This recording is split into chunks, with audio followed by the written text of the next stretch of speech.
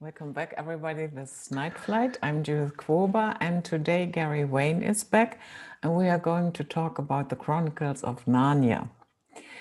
So I know that Gary has done quite a bit on his Facebook page. Somebody mentioned that. I have never seen it because I'm not on Facebook. But I invited Gary if he is willing to talk about that subject, and here he is. So welcome back, Gary. Well, thank you for inviting me back, and very sort of happy and also a little bit intrepid of, talking about the subject that we're going to talk about today, because this is going to be sort of an eye-opener for a lot of people. So, and I'll tell everybody right from the start that if you want more information than what you're going to get on the show today, and you're going to get a lot of information, is I have a 6-part series of commentaries of documents that you can either find on Facebook, or you can contact me at my website, the Genesis6conspiracy.com, with the number 6conspiracy.com. Ask for those documents. I will send them to you. I supply all my documents at no charge. And it sort of walks you through the writings and the family bloodlines of both Lewis and Tolkien. So it's kind of on both the documents, but they were best friends and started off together and learned their writing craft together and through the same organizations and things. So one shouldn't be surprised that each of them have a similar worldview, a similar spiritual connection, and write about things that generally aren't all that Christian. Yeah. So, as I said before we started recording, I had a very strange experience with this when I prepared for this interview. I started with watching some short clips, and those were about Aslan, the lion in that story. And then I looked at the comment section, and as I said, people were besides themselves for joy and happiness. Okay, so then I had a general impression what the feeling is out there. And then when I started looking into it, rewatching the movies and,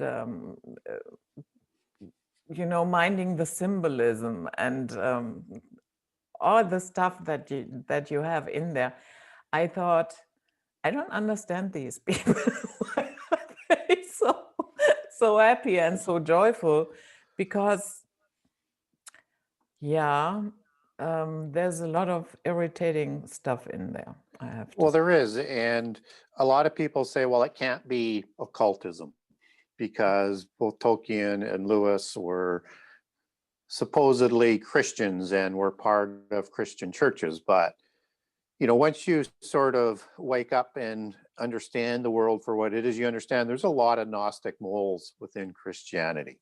And they're there to do things like sow dissension, bring doubt, lower the level of the deity status to Jesus, to lead people away from God, all sorts of things that aren't all that helpful to Christian organizations. And so one, as part of a Christian organization, always needs to be aware of what their communication methods are, their doctrines are, what their agenda is, and their symbolism and their taciturn language and everything that sort of goes along with that. So it shouldn't be out of the realm of possibility for people to say, well, okay, could they be part of that? And I look at not only what people say, but what they do. And that sort of puts things together. And hopefully the two things match. A lot of times it doesn't. So you have to focus on more the outcome of what they do to define what they mean. And a lot of times, and particularly with the occult and the occult religions and the secret societies and the bloodlines, they are extraordinarily good with their rhetoric and their rhetorical tactics and how they word things and how they do things. that is designed to have hidden sort of meaning in it, and in a way that sort of dumbs down the people that they're trying to dumb down. So it's sort of a natural sort of modus operandi. But I want to begin with people with just saying, when I'm talking about the occult, I'm talking about the polytheist religions and Gnosticism and the religions of the secret societies, which are all sort of wedded together. And occultism is, according to Webster's, theosophy and thus Gnosticism and the study of hidden things. So when I talk about the occult and these polytheist Gnostic religions as being the same, Webster's defines them as the same. And there was a sort of a famous person of history and a writer and philosophy and a doctor and everything, G.I. Gurdjieff, and you're probably familiar with him. He said occultism derives from Greek legomenism, which I'll define here in a second, to mean something and message and communicate it in ways that are in an entirely different format.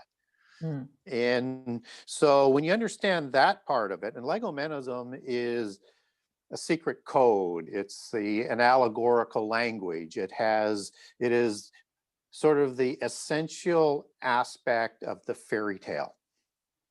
And the fairy tale, as it's defined, and particularly by Lewis and Tolkien, is that it's a superficial story. And the superficial story on the top is meaningless. It's entertaining, but it's not the real meaning. And you have to be an adept in the occult religions to understand the allegories that are embedded within the story. And so they're fairy tale writers, and they mix in Grail and Volkish ideologies and a whole bunch of other things that sort of go in it. So that should be the first thing that sort of raises people's attention. And occult comes from occultus in Latin, which means hidden things, hidden knowledge, secret science, and philosophy. And philosophy is the love of wisdom. And Sophia is the mother goddess, queen of heaven of Gnosticism, who provides the knowledge. And so all of their words that they use sort of go hand in hand and fit like a glove in terms of how they like to communicate and how they like to do writings.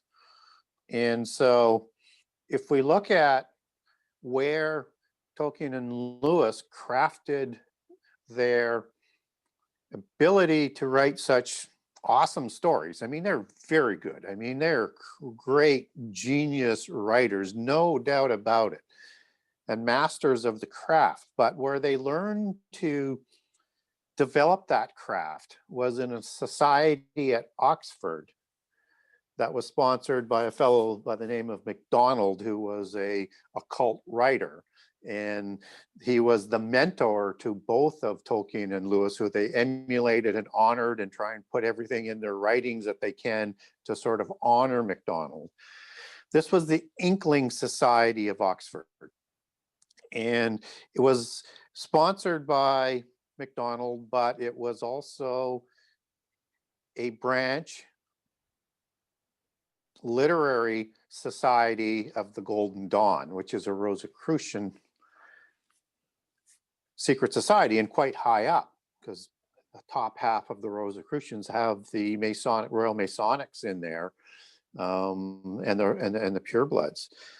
So a lot of people will say, okay, well, that's fine, but what does that really mean? I mean, it's the knowledge that is sort of being provided by the Rosicrucian Society on one aspect that's probably going to match up with the knowledge that Tolkien and Lewis have, but it's part of a series of these, an ongoing generational type of writing society that the Rosicrucians like to sponsor. So if you go back as one quick example, you have Francis Bacon, who we've talked about on several shows, who's a Rosicrucian and the sponsor of the Royal Society, which is the inspirational founder of the Royal Society, and his picture hangs in the entranceway.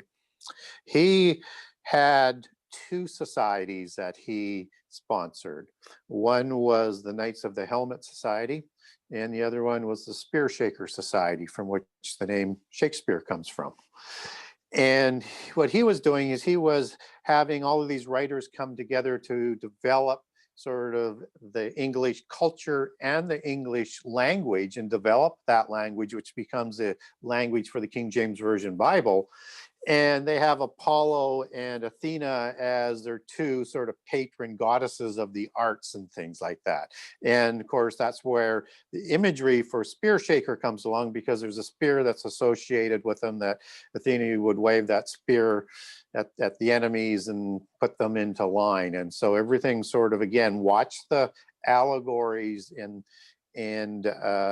the names and the symbolism that sort of goes along with it. So these type of societies are there to put out literature, to keep track of their history, their genealogies, put throughout their philosophy or their theology of Gnosticism and polytheism, and to lead people away from God or give them different ideas, and to degrade God and honor their own pantheon of God. So it's always sort of intermeshed in that way. And that's why Hollywood and so many other places are sponsored by Rosicrucians to this day, who keep pumping out that type of entertainment.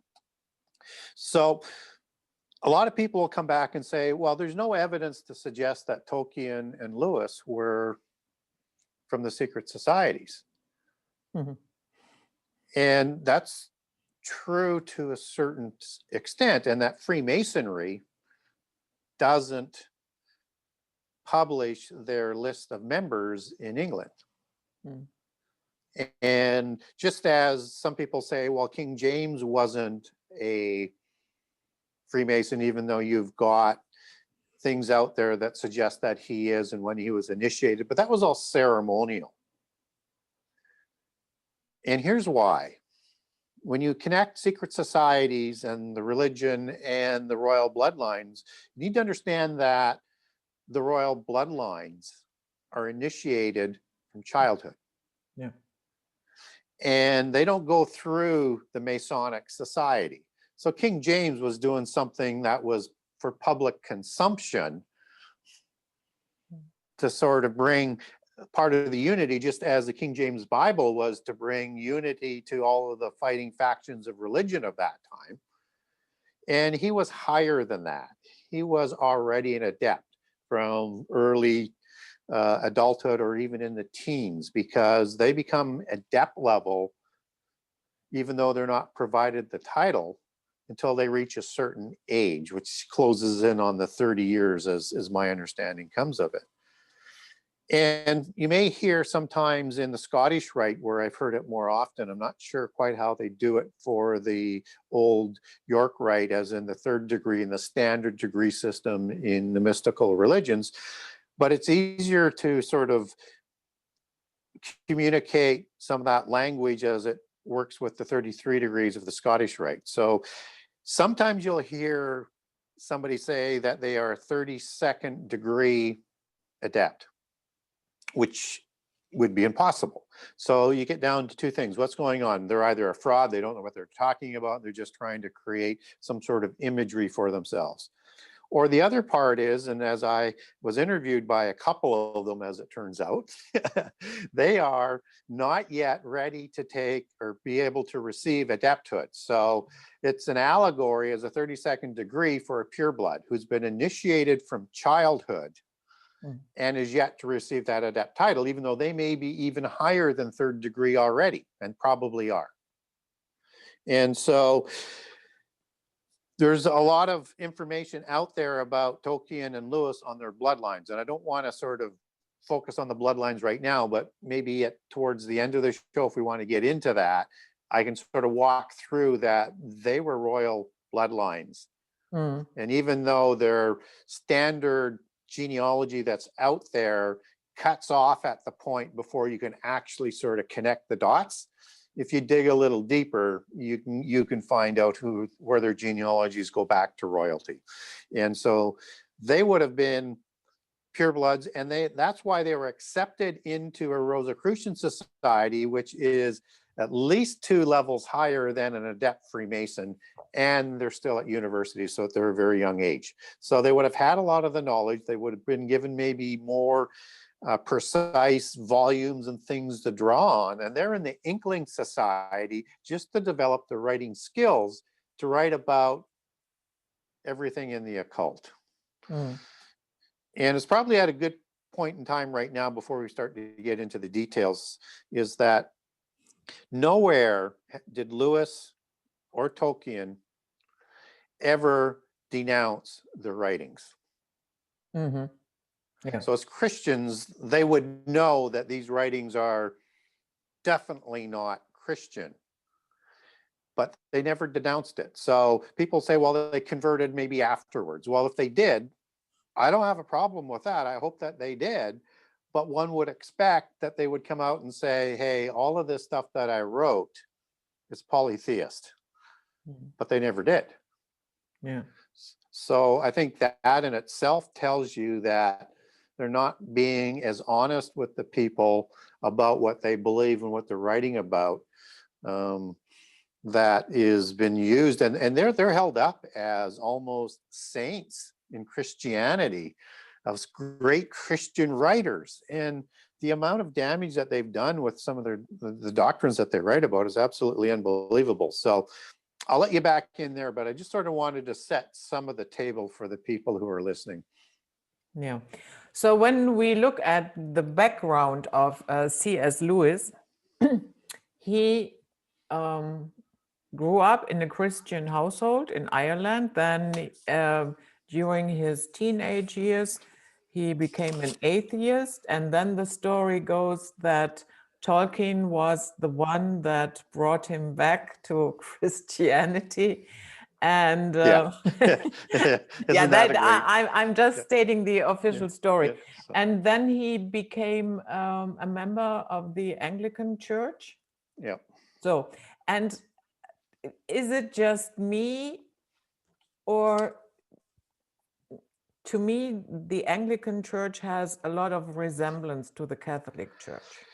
Well, it is. It is essentially the same organizational structure that was set up by Henry VIII when he wanted to get divorced and had a split with the Roman Church, and he set up the English Church. But it's essentially the same rituals, the same church, only without the Pope as the leadership, versus the rest of Protestantism, which is quite a bit different than Anglicanism. So yes, that would be accurate. Mm. And Tolkien hated the Chronicles of Narnia. That is also something that I stumbled on, but I never could figure out really why that was. I think, one of the differences between Tolkien and Lewis is Tolkien was in your face about this is what I believe, and his writings would show it. But Lewis was more, I would say, a little bit more deceptive and not quite sort of in that kind of mold. And what you see reflected in Tolkien is more direct history coming out of the occult, most particularly like with Lord of the Rings as being antediluvian or pre-flood. And at the end of the trilogy, you have all of these creatures sailing away in a boat, not necessarily disappearing, but leaving, because now it's the age of man. The water there represents the flood, and that's sort of the demarcation when they went from being sort of active. And so what Tolkien was writing was more truer to the history, and more what Lewis was doing was more hitting the fairy tale aspect of the writing and not being as direct, and really sort of encoding more things in underneath, as opposed to being as in your face on the superficial writing. So that's kind of how I would put it. And here's some of the comments of Tolkien and Lewis on the Bible, so that people sort of understand. And Tolkien, he said that Christian is myth. I mean, I don't know, that became fact. So in other words, it's based on mythology and Christianity as you know, erroneously made it fact to deceive people. And he said the Gospels were fairy stories. You know what that reminds me of? He also somewhere wrote that in his mind, he started focusing on these elves and all these, yeah, let's say supernatural beings that we also encounter in the movies of Narnia and in the books. And then he said that there came a point when he started seeing them. Yeah.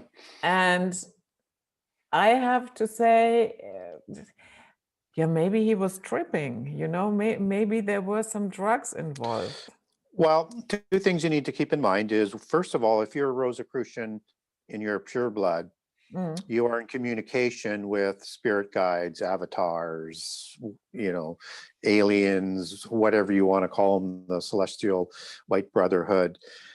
And then secondly is that when you talk about the elementals, these are, as they're recorded in polytheist religions and mythologies on all continents around the world, were a Nephilim type of creature as offspring of the gods, smaller than the Nephilim, but created in a similar manner. And they were created in three groups.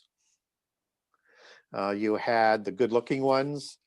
You had, you know, let's say Tinkerbell in the Pan fairy tale, or you would have the mischievous ones like leprechauns.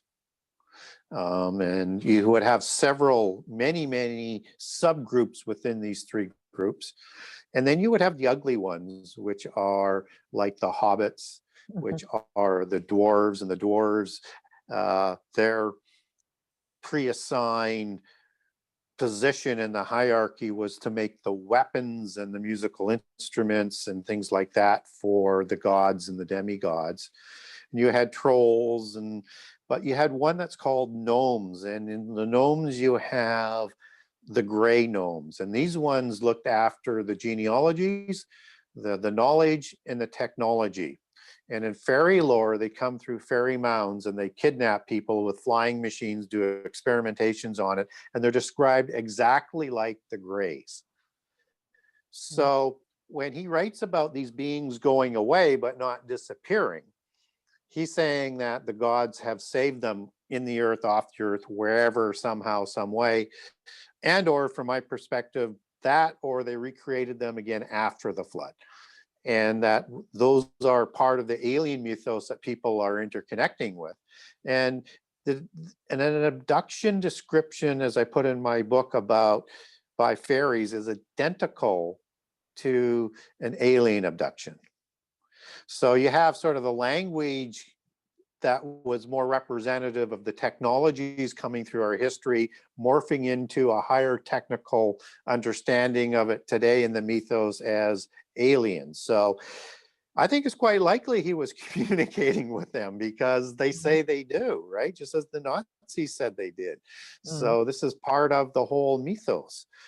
And Tolkien went on to say about the fairy stories in the Bible is that it was a eucatastrophe, as they call it in the mythopoetic societies, that like to sort of carry on in the style of Tolkien and Lewis's writings.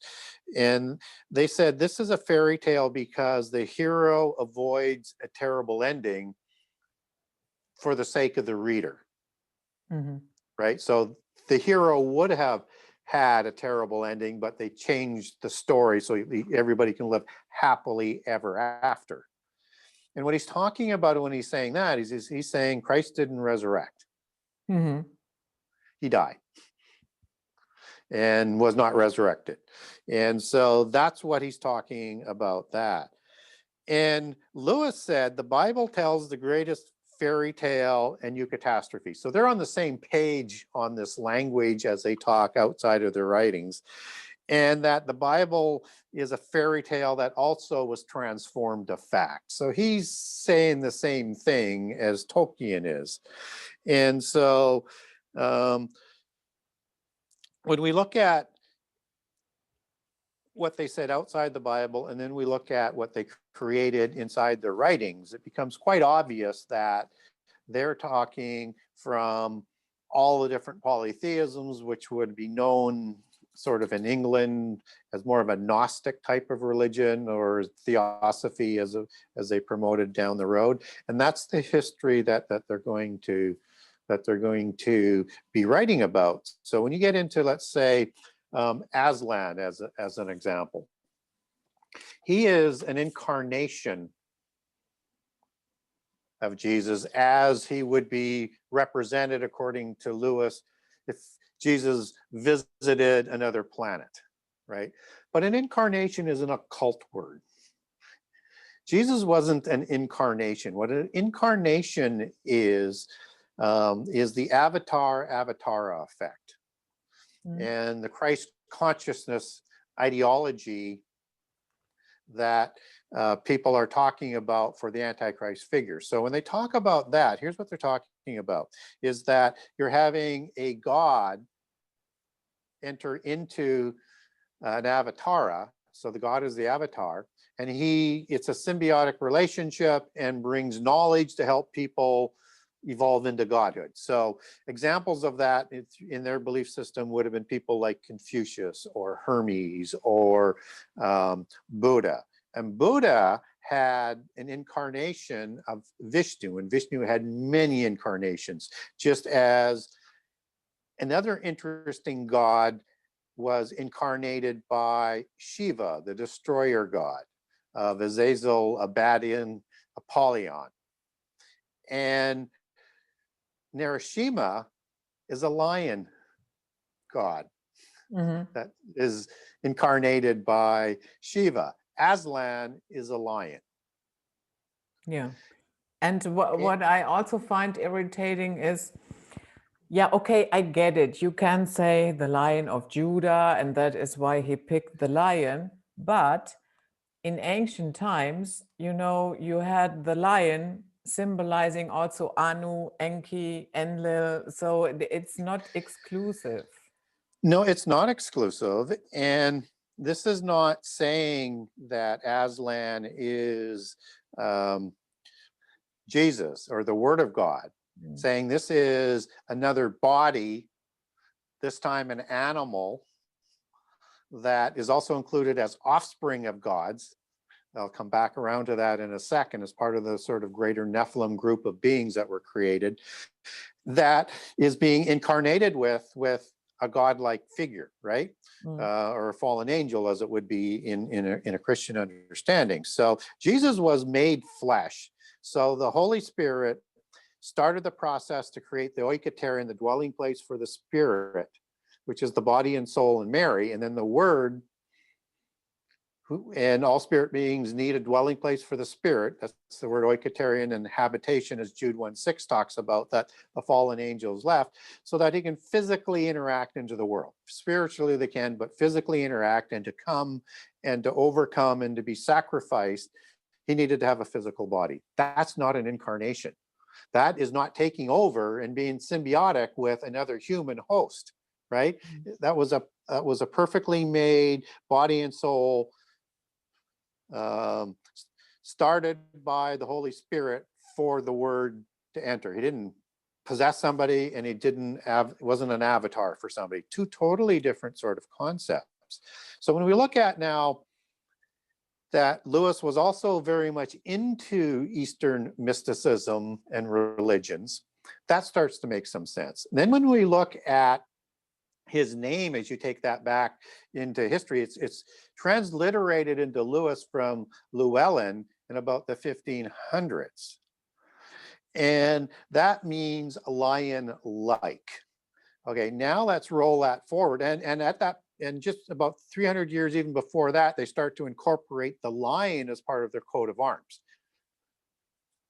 And then you factor into this that, okay, that's part of the genealogy aspect that he's trying to put in and things like that.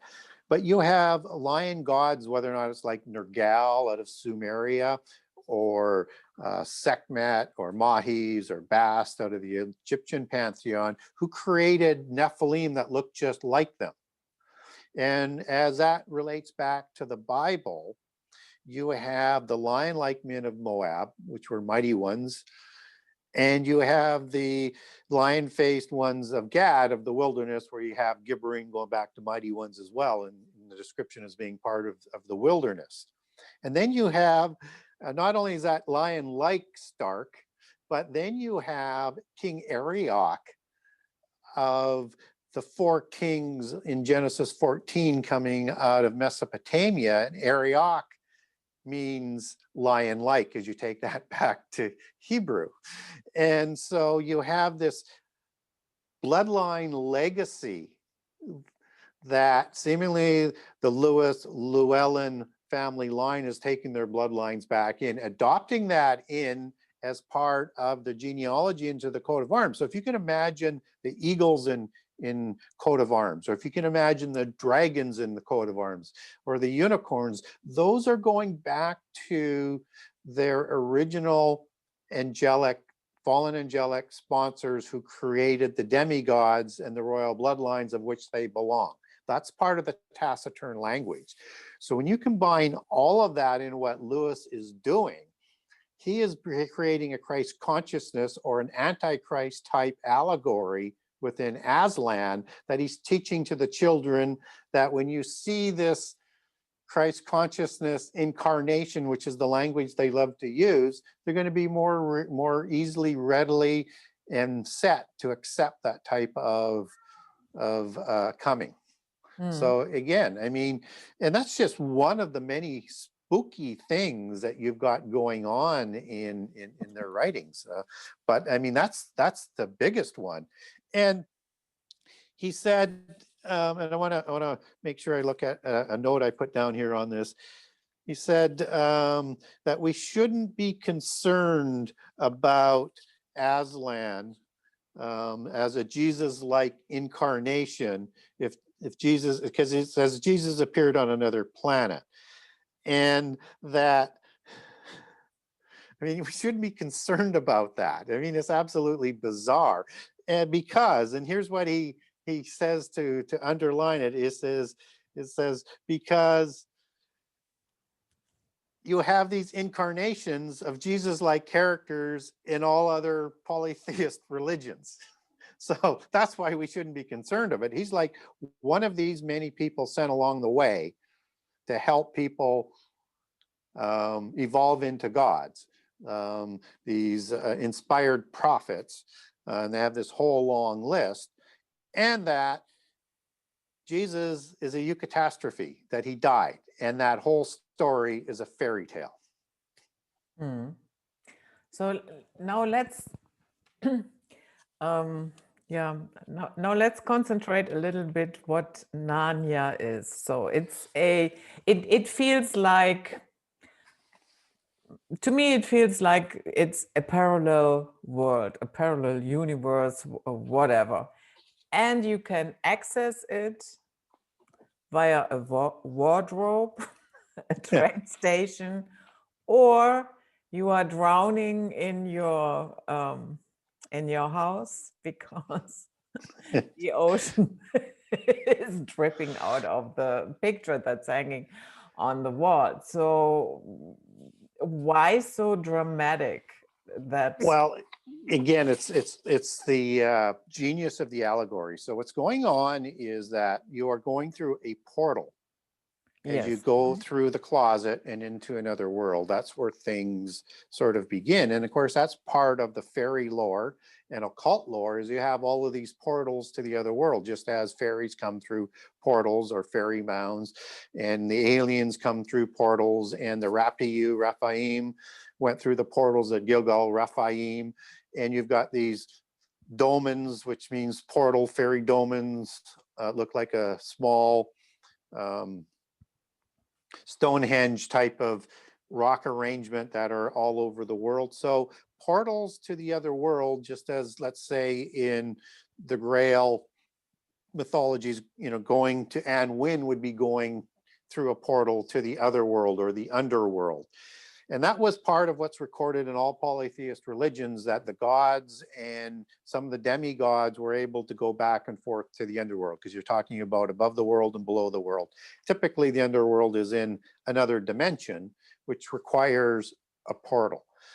So once you start to understand that, and you're portaling into a world that's occupied by fallen angels and all of these offspring of the fallen angels, whether or not physical or spiritual. So demon spirits would be the spiritual aspect, and then all of the creatures that they created that they saved somehow, some way, on or off the earth, which was what I was alluding to before. Typically, they went through these portals into the other world or the underworld, and there could be many different dimensions. And we have to be sort of open to the fact, as we're starting to have science start to reveal some of these different dimensions that were known in the past. And he also has an interesting correlation to the 7 planets of occultism. Exactly. Yeah. And for the people who don't know what those are, that's Saturn, Jupiter, Mars, the Sun, Mercury, Venus, and the Moon. Mm. And each of the books that he writes has that as a central sort of theme. Yeah. So I mean, like the Lion, Witch, and Wardrobe would be Jupiter. Mm. Jupiter, right? And I won't go through all of them unless you want me to, but just I think people get the idea that he's setting that up as sort of the overarching allegory of portaling into these different worlds, and worlds that he would have as running as being sort of what's the best way, reigned over by that specific god sort of at the beginning. So Yeah. So that is probably because I know some people told him that here in this first book with the wardrobe, the witch, and that there is this Father Christmas figure in it. And some people told them you have to remove that is not a good choice. yeah. But of course, you need jovial figures, loud and jolly and happy all the time. And that is really what this Father Christmas figure represents, wouldn't you say? Well, yeah, Father Christmas is one of them, and Father Christmas is also related to the Christmas season, and it sort of finishes off as a Greek god, it's depicted as an old man to start the new year, right? So, and I won't go through, this is not a Christmas show, but you can do a whole show on all of how the seasons and the days, like, the 12 days of Christmas, for example, is all polytheist. That's a different rabbit hole, not for today. So you have that, but the first thing that for a fictionalized character that is comes into the scene as soon as Lucy goes through the portal, she meets Mr. Tumnus, who is a satyr type character. Yeah, Gary, and I have to say, look, this little girl, she enters this new world, and then there is this half-naked dude, a faun, Yeah. and he invites her to come along and have a cup of tea. Yeah. And honestly, that is not an advice that I would give any child. No, it's preying on that mythos of the pan god, which is a satyr, right? Or Azazel, or Bacchus, which is also another character, was also a goat god, a satyr, a degraded angel of the rebellion, and or Baphomet of the Templars. And you can go on and on and on. Cern out of the Etruscan pantheon, Cernunnos, which would be what would be more depicted on probably coming out of the Celtic tradition. These are all horned goat gods, nature gods that are based on the pan god that preyed on nymphs or young girls. and the whole ideology of, the crime against, sexually molesting young children. I mean, it's all sort of encapsulated there. That's part of that history, and the gods that they're worshiping and the things that they would find permissible is put out there.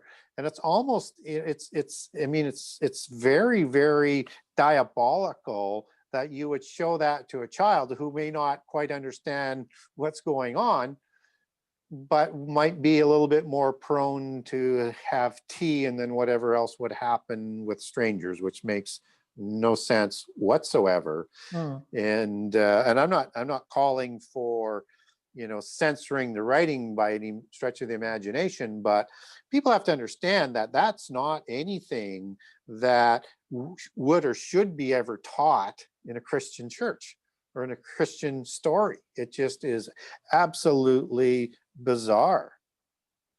But even the name Lucy isn't that innocent, is it?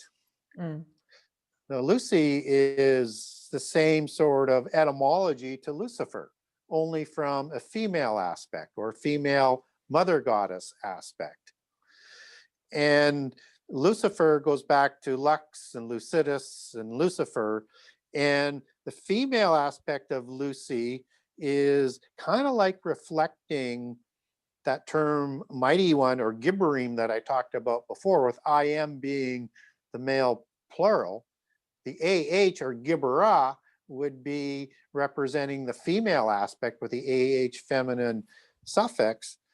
And again, linking her to some sort of mother goddess type of aspect with a name very, very similar to Satan. As again, Lucifer is not a Christian name for Satan. That is, as we've talked about in past shows, comes from the Hebrew word Hail El, Heylel in Isaiah 14:12, and it is substituted for an Italian word or a Latin word in the English language, which happens to be the god of the Gnostics and the Freemasons, also known as the great architect of the universe, and a few other titles. And so she's kind of like a valiant warrior as well, which is what a Gibborim or a Gibberah in her case would be. And so this is a very sort of interesting sort of fairy queen matriarchal bloodline aspect that is sort of weaving its way through, just as you're going to have Jadis as another Lilith type of character that she takes her genealogy back to. As part of the fairy matriarchal bloodlines. And so you have both of those characters that are going back, within the bloodlines. And again, understand, like Lewis, he comes out of his bloodlines of the Llewellyn, of the Mabinogion and the Red and White books of the Grail Kings.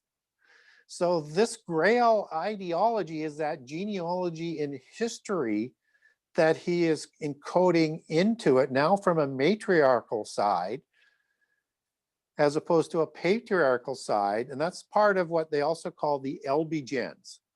And the Elbigens is, the Elbi means white, blanche, bleached or very white skin, and gens being of a particular patriarch. Albion is one of those three gods of Celtic history that first settled England with Gog and Magog. So again, his name is going to not actually go back necessarily to Albion, although some make a case that Lug, Tuatha De Danann god, is where that etymology goes back to, which is a god that also produced Albion. But typically Albion comes out of Greek mythology, but you could have two sort of mythologies talking about the same character, right? Just with different vernacular names.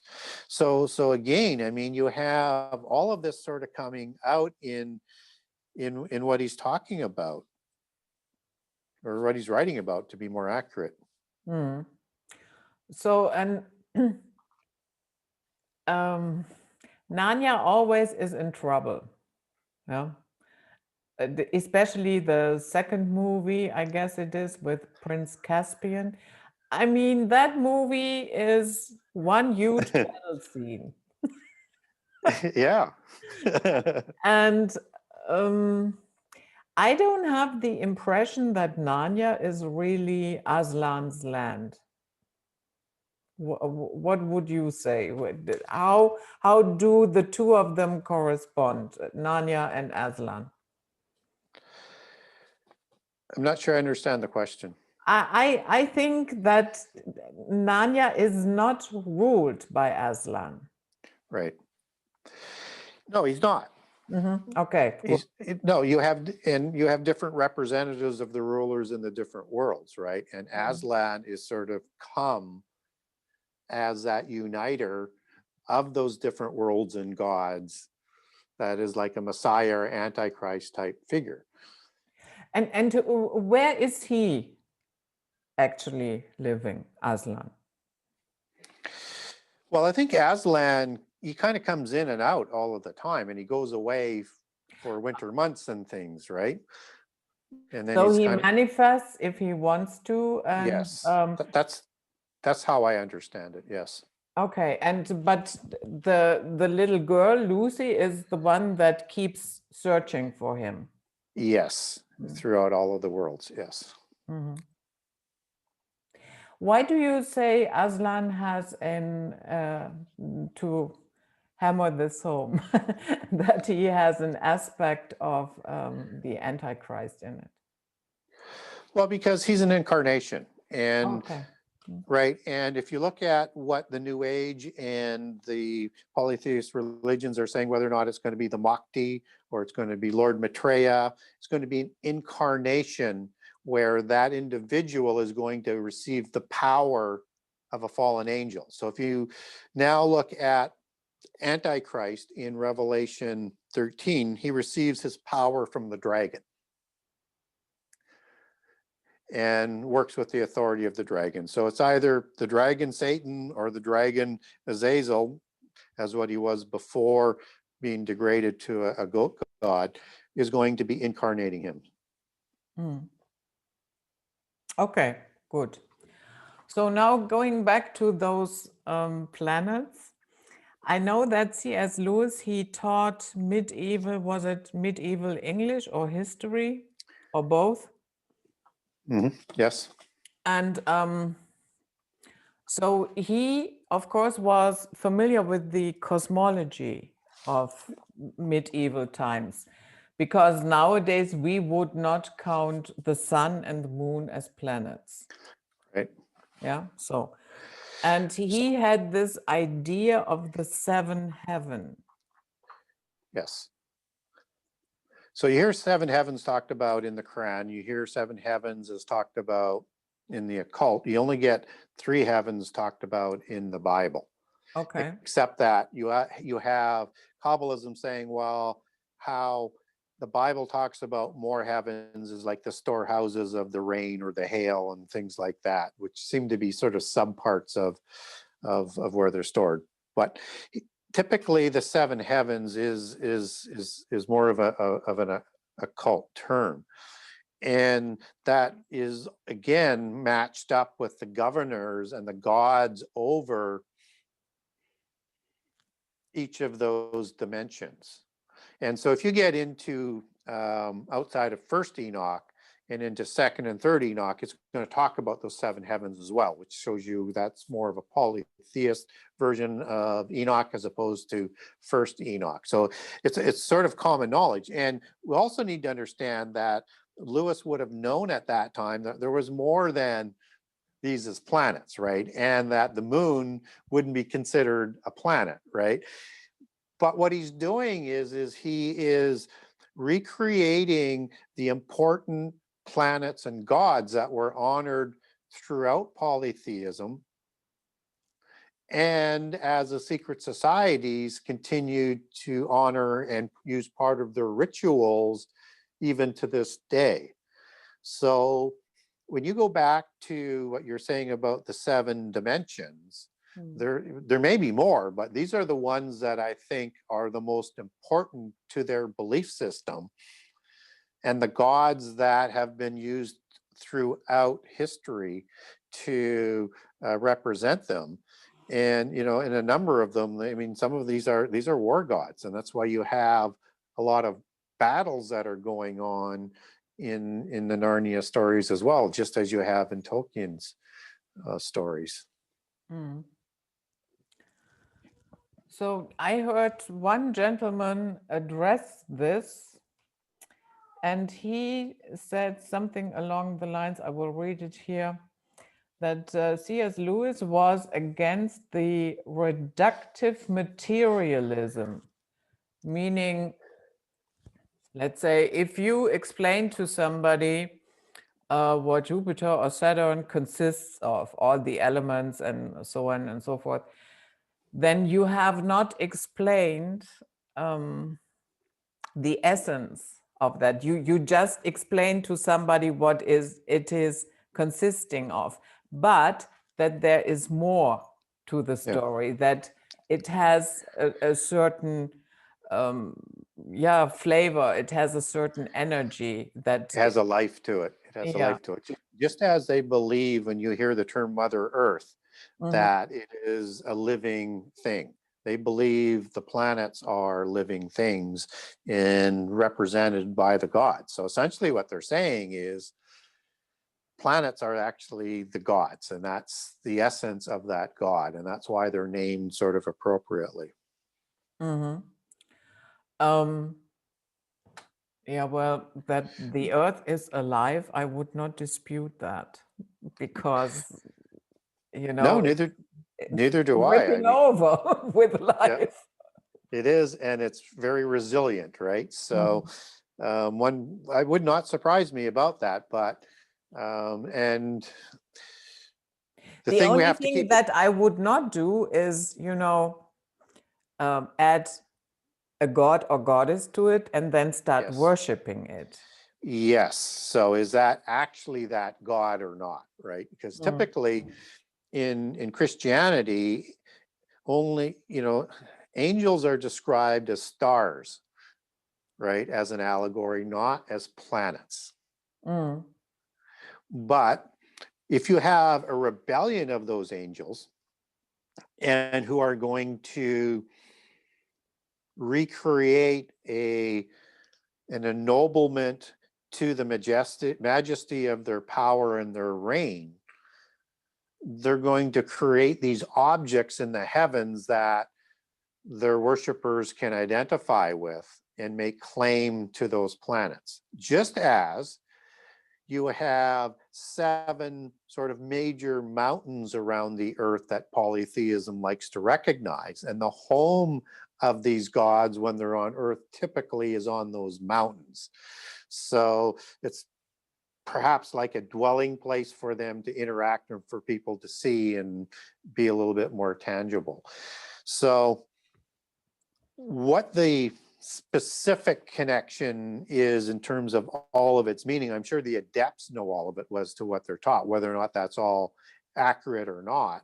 I mean, I don't have all of the details. I'm not part of the secret societies or part of the polytheist religions, but these are, you just can't have a more telling sort of transgenerational, multicultural, multi-continent history of religion than to show these 7 planets matched up with the same gods in every polytheist religion around the earth, and then have that as a basis for Lewis to write his series on, and have a theme that's running through each of those books dedicated to each one of those gods and planets.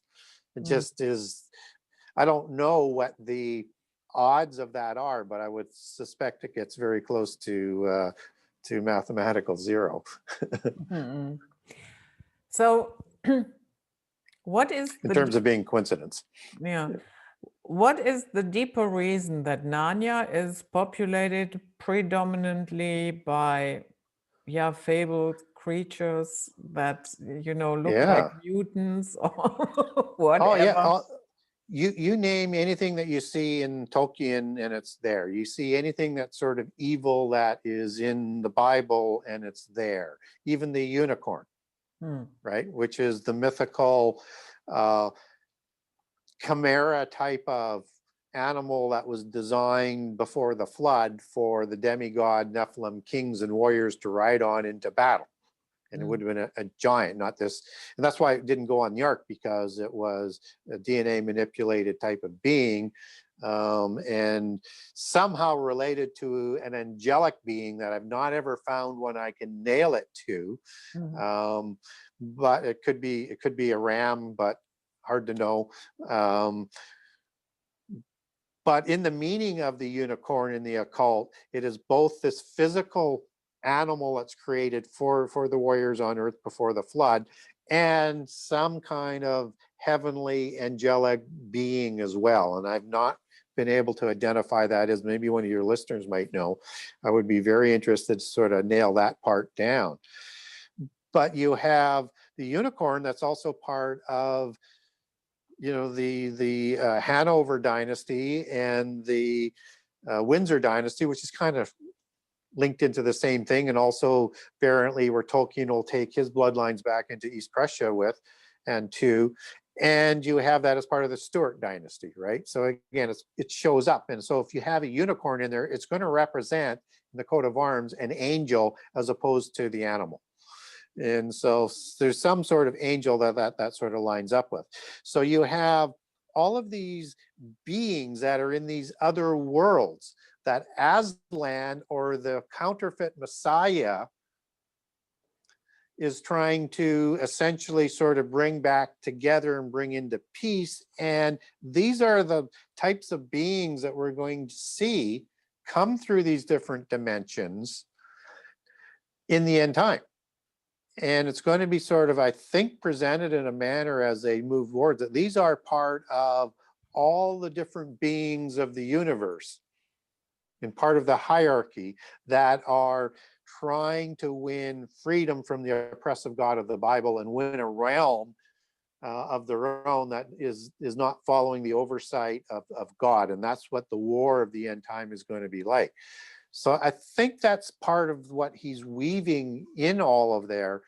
But again, he's not nearly as direct in what he's doing as what Tolkien is doing, right? But so you have to kind of really sort of dig deep to figure out what are all of those connections. And I think Jadis has said, who takes her bloodlines and is demigod, you know, not all human, as they write about, and as this bloodline oversees these beings that are rebellious, right? Now, what's going on in Narnia at the same time is that typical dualism within polytheism, where you have white magic and black magic, and you have good versus evil. You have good Nephilim, you have bad Nephilim, and they're fighting against each other. So you have that as sort of part of that overarching overlay as well. So you have sort of a competing forces for who's going to win these battles, right? At the end of the day, they both represent the same pantheon, so it doesn't really matter from a monotheist perspective which side would actually win, because it's all going to be part of them coming together and forming sort of one union and aligning themselves with humans against the God of the Bible. And who does this witch, this, what is the white witch? What's up with her? Where does she fit in? If Aslan already has an Antichrist component in it. Yeah, yeah. So, yeah, so then who is she? It's like the Queen of Heaven. It's like the dualistic okay. female, right? Okay. So yeah, so it'd be like a Queen of Heaven, as we would know as Babylon, or as Inanna in the Sumerian pantheon. You know, you define that in the two words that in there, it means Lady of Heaven. And just as Babylon is the lady who rides the empires, or is the religion of the empires, I would equate that to be what is being talked about. And why is she killing Aslan? Why is she killing Aslan? Um, Again, that's part of a lot of the things that make what Tolkien or Lewis is doing, really kind of confusing right now, right? And you have, even though you have Antichrist that would be sort of part of this religious system, there's an issue there for power. So Antichrist, when he comes, is going to rise up through the Babylon system, because Antichrist doesn't take power until the midpoint of the last 7 years. Babylon is there beforehand. And Antichrist is the one who will negotiate that 7-year covenant and start his ascent to power. So at the midpoint, the 10 kings and Antichrist actually destroy Babylon and the woman. So she makes the way for Antichrist, but she doesn't want to give up power. Okay. Sort of thing. And so that's sort of where I think that tension is created there, that they kind of appear to be enemies because Antichrist is going to destroy the White Witch. And I think that's the tension that's being created in there. Mm-hmm.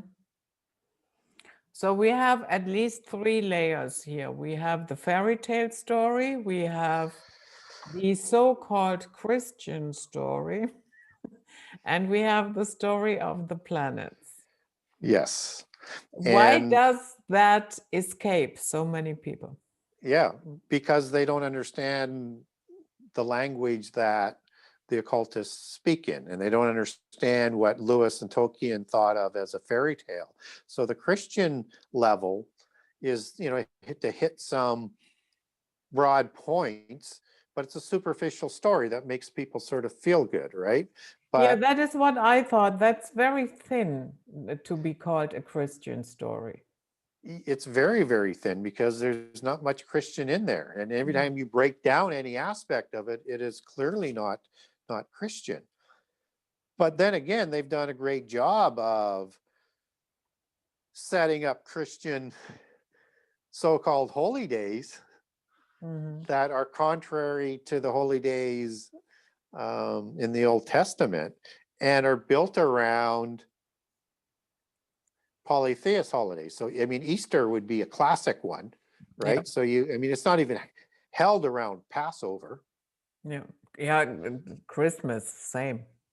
Christmas is the same. That's the birth of Mithra and Mithraism and other religions around the world. And Mithraism is the much of the polytheist iconology that was massaged into Christianity by Constantine to create a state religion and Mithraism was the state most popular kind of religion of that time, and certainly held and worshipped within the army, which goes back to Zoroastrianism. So, and that was also the birth date of Mithra, December 25. Yeah. And Tammuz and a few other similar deities in other pantheons. And Easter is Ishtar, and the eggs are her fertility eggs. I mean, people shouldn't say Easter, and you got Easter that's even put in the King James Version Bible in Acts 12:4 when the Greek word is Passover. I mean, it's there to get that in and get people to celebrate what they think is a Christian holiday, but everything underneath it, unless you're strictly being sort of following the Christian aspect, is non-Christian. Yeah, yeah. And it is also a different date. What they have done with Easter is very strange because, okay, your birthday is not always on a Monday. We all know that. Yeah, yes. Even if you have been born on a Monday, yes. All the other years that follow, it will not always be on a Monday. The same goes for the day that you die. Yep. So yeah, and it's crazy. But how can that be that it's always on a Friday every year? Well, they purposely set it because, again, the whole ideology is that is a fairy tale. Mm. He didn't resurrect. So it doesn't really matter when you recognize it. And just as Jesus wasn't a divine birth, so it doesn't matter what day that you worship that on. That's sort of that other, and then they replace all of that with the polytheist rules. And the reason why we know that Christmas isn't when Jesus would have been born No. is because that's the rainy season. Mm. And you have the shepherds in the field, and you have a stable that is open when the hotels are filled for the census. That wouldn't have been either the case. And so typically the date is mid-September to early October when people sort of generally conclude when Jesus would have been born. So it has nothing to do with Jesus, but has everything to do with that other piece of the religion that was overlaid into Christianity. And then all the other things that go around, along with the Christmas celebration, from Krampus to the 12 days of Christmas, is all polytheist, and then concludes with Father Christmas for the New Year celebration. None of that is Christian. Yeah. So why would anybody expect anything differently from probably the most important day in Christianity that they've hijacked purposefully and then loaded it with polytheism? And Christians readily accept it. And people say, well, they say to me, but the reason why it says Easter in Acts 12:4 is because Judaism had become so polytheist by that time and corrupted that that's what they're actually celebrating. I would go, oh, really? So this is shortly after the crucifixion. And they actually celebrated Passover at the crucifixion, not as Easter. And you have those accounts.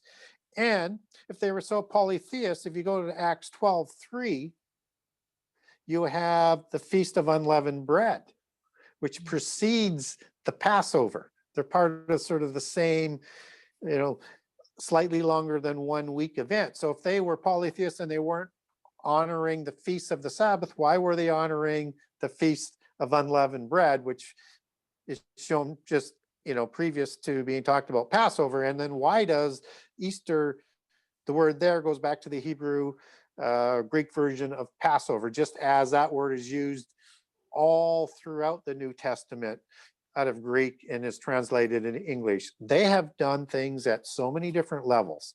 Yeah.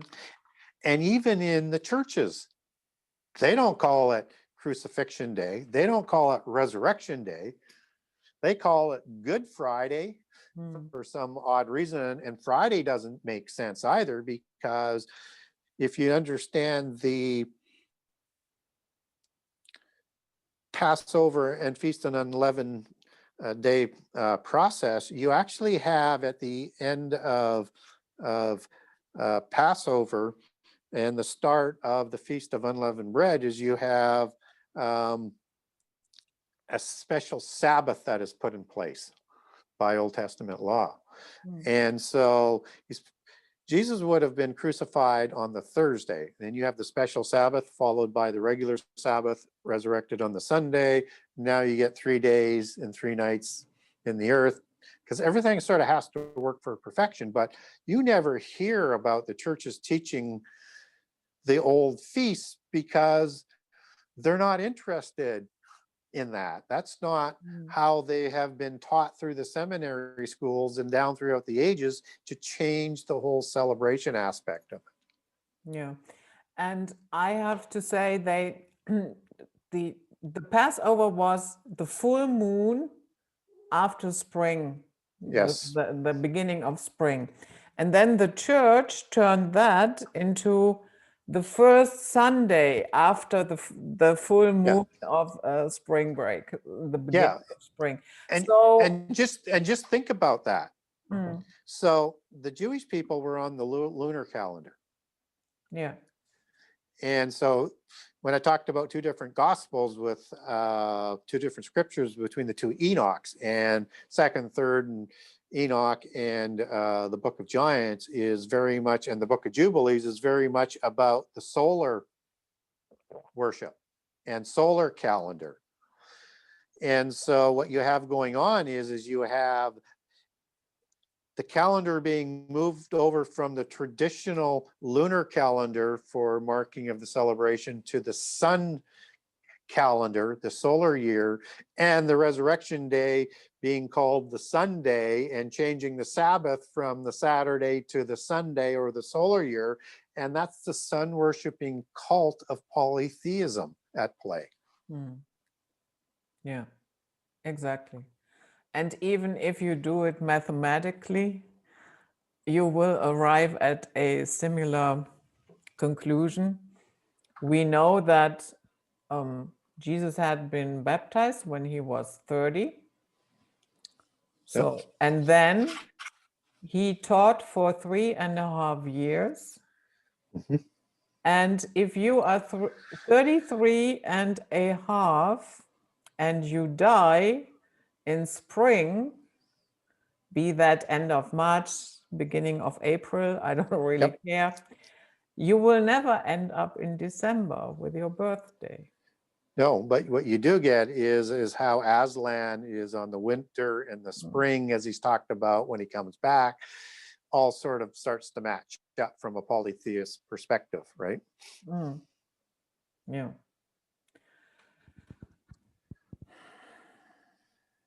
The other thing, when we talked about earlier about Lucy, anytime you see that word, Lucy, in entertainment, start thinking about what they might be modeling on. Like you have Lucille Ball is a great funny comedian. Yeah. That's like the female Lucifer, and Ball is Baal. It's almost like she picked that name on purpose. I don't have any proof of that. But maybe somebody gave it to her on purpose. Could be. And the name of her show was I Love Lucifer Ball. Right? It says you couldn't actually create a more obvious. And you get Lucy showing up in Superman, you get Lucy in Dracula, you have Lucy in the Sky with Aleister Crowley on it in the Beatles album, you have Lucy Lane, as I was talking about, which is the sister of Lois Lane. You have Lucy that shows up in a lot of occult writing, so sort of be aware of that as well.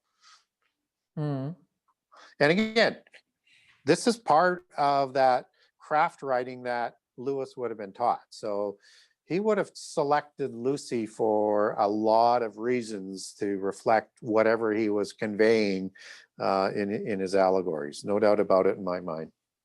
You know what I find so fascinating when I check the comments on these little clips when I said people were besides themselves, that that actually a lot of people say the Chronicles of Narnia have strengthened my faith. Yeah, I've heard people say that too. Yeah. And when I ask how, like on comments, I don't really get a satisfactory answer as to how it has strengthened their faith. Yeah, I don't see how that might work. Well, the things I would ask is, does it bring you closer to God? And if so, where is that reflected in the writings? And how does it bring you closer to Jesus if he's represented as some sort of animal in another planet that isn't described in the same way Jesus, is described in the Bible as the Word from God who came to the earth? He's reconstructed. I don't know how. There's messages of, sort of good winning over evil after long sort of struggles. But you need to understand is that the occultists look at themselves as the good people, and we're the evil ones. So how does that get you closer to God? Unless, of course, these people are actually occultists who say that. But I don't actually think they don't need to spread that misinformation, the occultists.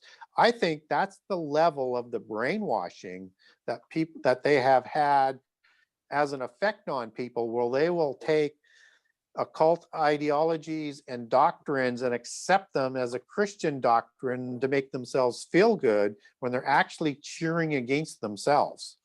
Hmm. Yeah, and that you have spell readings, their entire spell books, and Yeah. witchcraft, and what have you, the whole 9 yards. And as I said, the more I looked, I thought, this has nothing to do with Christianity.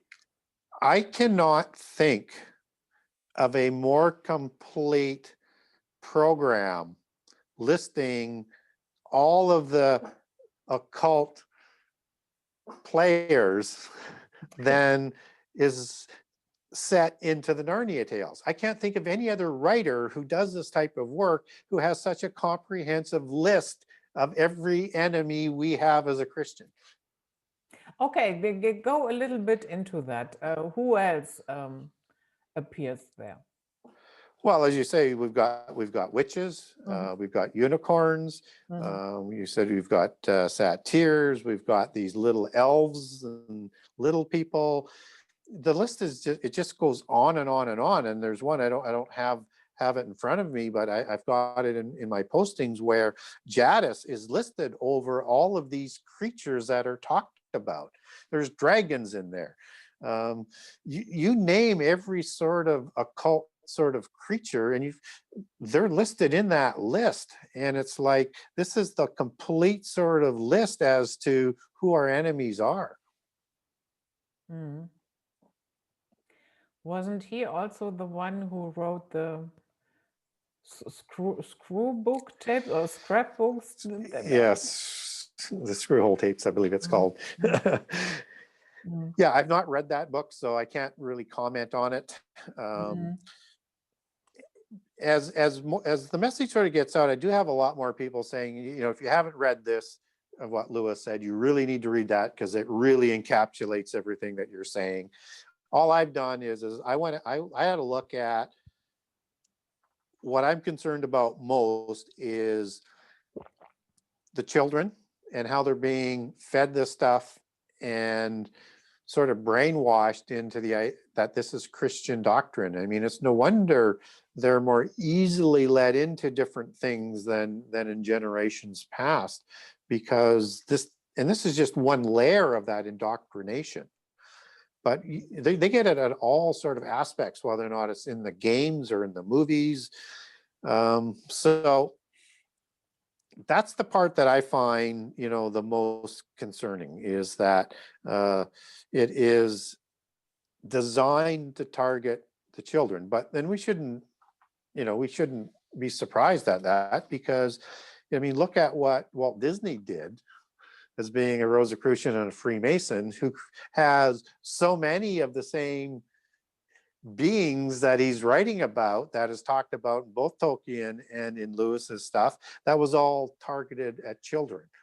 Yeah. And even teaching the 7 sacred sciences through Pythagoras and other things that they did videos on, and it's absolutely astounding when you look at it. But if you understand he was Rosicrucian and a Freemason, then you understand that he's just doing the same thing that they've done throughout the generations. And it's all, like I say, it's all there to brainwash people and prepare them to accept when they're finally ready to bring on. So would you say it is a common practice for people in secret societies that they have an official religion, and then once they enter into their secret societies and meet there, that all of that is redundant anyway, it doesn't count, and then we are among us?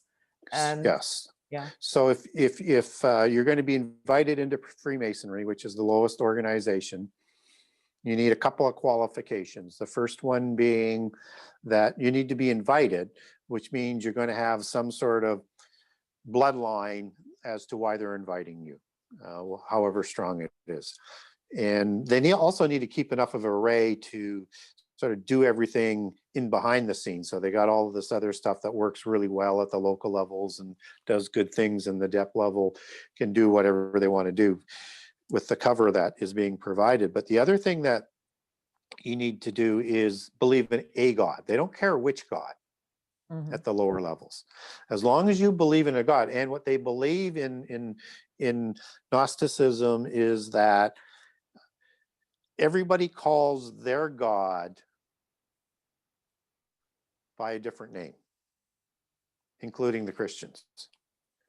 But that God is the great architect of the universe, whom they like to call Lucifer, who we call Satan. And so they are preparing Christians for that as well, because they, in the King James Version Bible, they changed the meaning of, Yahweh and Elohim over 6,000 times to my Lord, whom they call. That is something I have to say. It drives me nuts. They slap the word Lord all over the place. And Well, Baal means confusing. Lord. Baal means Lord. Yeah. Right. Yeah. And that's part of what their allegory and marking that they've done. And Adonai is the Hebrew word for my Lord. And that's the AI is the my, and the Adon or Adonis is the God that they're talking about. And Adonai is whom the Gnostics call by name as the God of the Bible. So what they've done is they've superimposed my Lord in the Bible over the original Hebrew words that is an allegory for Baal, or one of their polytheist gods.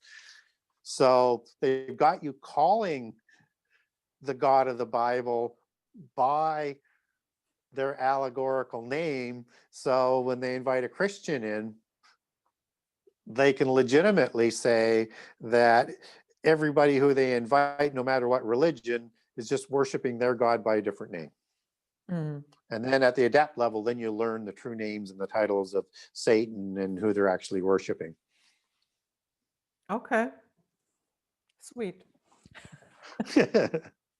So we also have, I guess, the last book here, The Last Battle, that is dedicated to Saturn. Funny enough, Last Battle, Saturn. Yep. And we also have this image of Father Time with Saturn, Kronos. Yep. So, yeah. Yeah, go ahead. So Saturn is the father of Jupiter, right?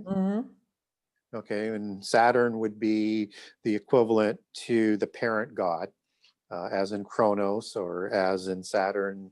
And Lewis was using in his writings very heavily into the Roman pantheons, as opposed to the Greek, although they have the same names or different names, but same gods in other aspects. And Saturn is the last book because that's the coming of Satan in the end time, where Antichrist is going to be set up to be worshipped like God, and Satan and Antichrist are worshipped.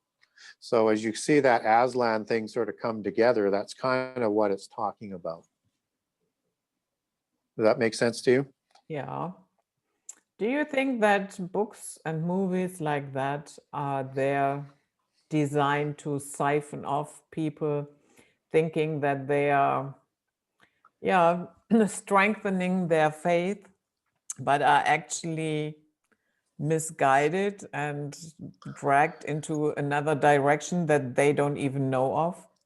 Oh, absolutely. And they don't want people to wake up. They want them to continue to accept it, right? It's like the Matrix, that, once you take whichever pill it is that you take that wakes you up, it's pretty hard to go back, although Cypher does go back or tries to go back in the movie. But that's the idea, is to keep you sort of asleep in this world that you don't want to recognize what's really going on and who's running things and what's coming.